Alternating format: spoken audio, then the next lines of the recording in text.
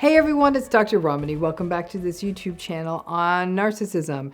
And this is one of those things that may be relevant to some of you, less so to others. But what if you do if the parent of one of your kids' friends is narcissistic?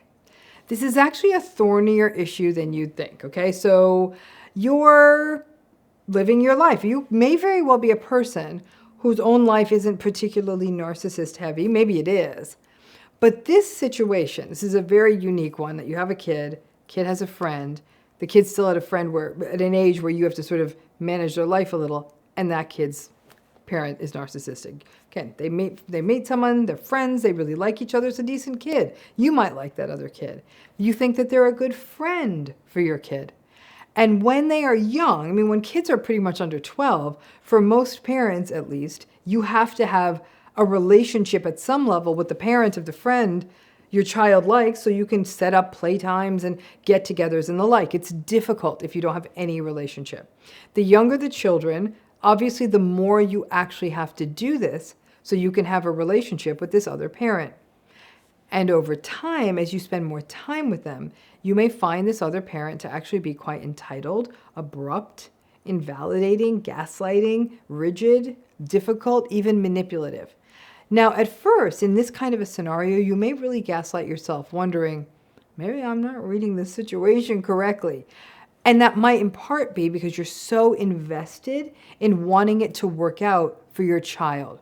So as a result, you may really second guess yourself. You may find yourself doing all kinds of workarounds to accommodate that other parent just so the kids can play with each other. You may find yourself questioning if you are being gaslighted. Maybe I'm making too much of this, right? Is what you might be thinking.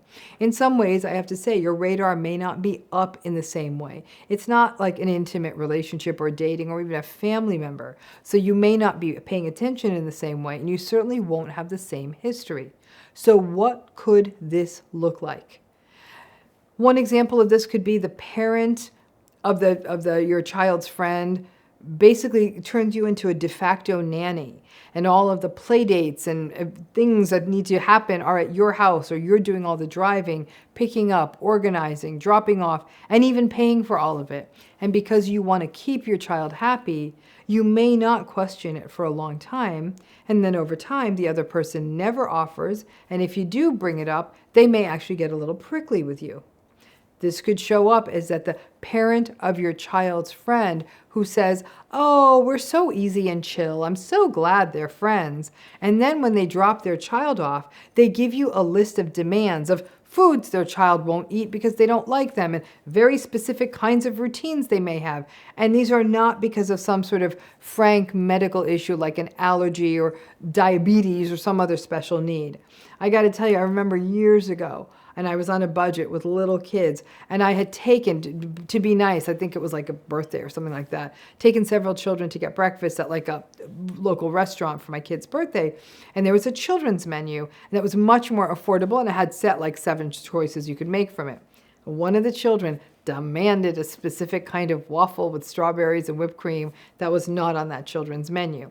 And I tried to gently nudge her over to the child menu waffles because that's what other people were having, but she was not having it. And then she got her mother on the phone. Yes, she was a very small child who had a phone. And then the mother got on the phone with me and said the waffles are important to her and that she would pay for them. The freaking $5 wasn't the point. It was that the kid she had to have the damned waffles, and she couldn't have them without the whipped cream and strawberries. I had gotten to know the mom. Mom was definitely quite narcissistic. And interestingly, because now my kids are all totally grown up, I can see these kids as adults. These children have actually grown up to be quite entitled. Not all of them, but one in particular.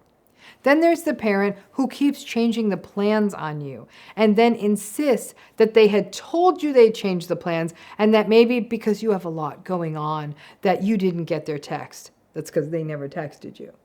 Or the parent of one of your child's friends who may not be employed outside the home, but you happen to work, but your work is from home, and you're fine if the kid comes over, but that they be playing video games so they can be inside and under your watch. And then the parent of your child's friend says, We would prefer our child is not on devices. But then do not offer to come over and offer any form of supervision or assistance in making that happen, just assuming that because you're there, you've got nothing more to do than run around after these kids. And then they berate you if they do indeed find out that the children play time spending a video game so you could actually do the job that you were supposed to be doing at home and get paid for.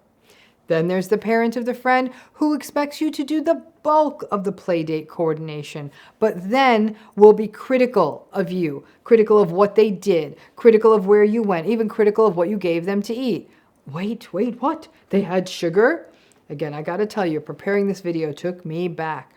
Another scenario, I was once helping kids sell Girl Scout cookies. I was helping them standing out a store in front of something like that. And for fun, I bought one box so the kids could have a snack.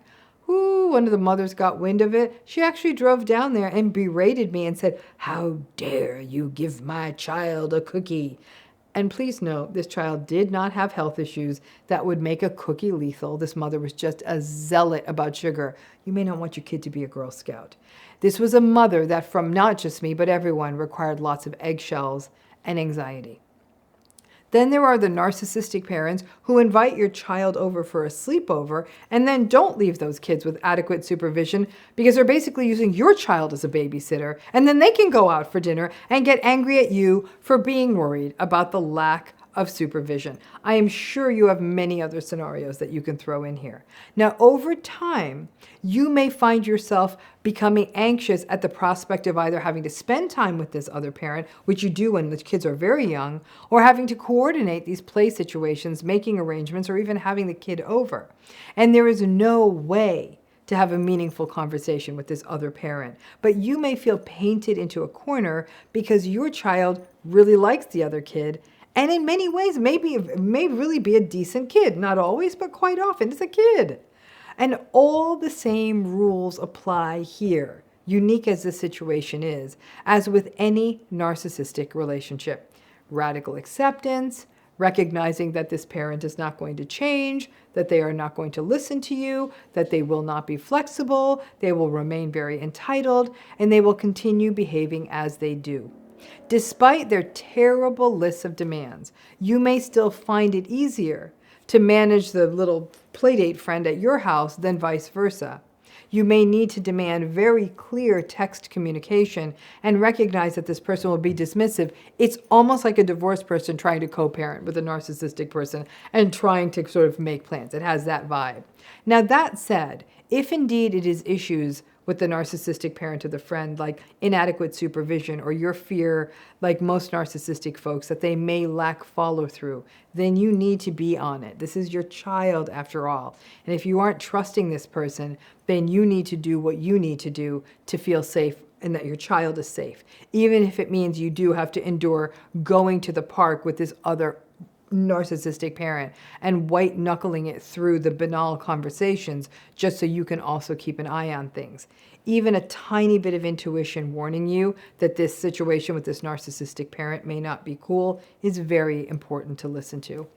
Definitely don't get into the mud and do the whole gossip triangulation with the other parents thing. It's very tempting, but it can actually be bad for your kid who, if you really do gossip too much, your kid may end up being on the outside looking in, because I promise you this, a narcissistic parent will be vindictive and will have no harm taking out their rage on an innocent child, meaning that they might withhold their kid from your child or even other kids.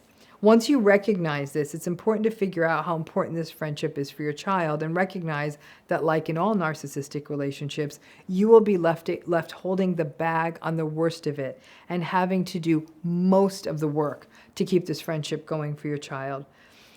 So you got to get yourself out of that thought loop of how unfair this is. Narcissistic relationships are always unfair. But if your child is enjoying the friendship and you can somehow make it work, then that's the win. It's important not to personalize this other parent. But here's the good news. In almost all cases, especially with younger children, I can guarantee you that in most cases, they will grow out of the friendship and move on to new friends as they grow up. And unlike so many other narcissistic relationships that can happen in a person's life, once that happens, your kid is no longer hanging with that friend, or they grow up, basically, you'll never have to deal with this parent again. But word to the wise, because narcissistic child friend parents can be very punitive, be ultra cautious too, because even a skinned knee can become a whole thing. So keep a very close eye on this child so there's no gaslighting about what happened, which invariably the narcissistic child friend parent will blame you, even if it is just normal kids being kids. And final word to the wise here, never ever say negative things to your young child about their friend's parent. It is confusing for them. It may leave them feeling bad.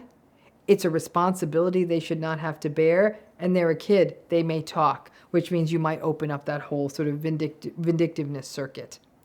I promise you that in most cases, they will either grow out of these friendships, or if they don't, the day will come when your kid will actually coordinate their own social lives, and you will never have to deal with this person again. And I can tell you this now, it is really, really good day when that happens. And one last thing, of course, you know, I wanted to take the time. I always try to have my book right near me. And new book coming out. You can pre-order it. It's a great time to pre-order it. Imagine you could pre-order it for someone and show them you pre-ordered it for them, and then they'll get a gift in February. So click the video description, the link in the video description to check it out. Thanks again.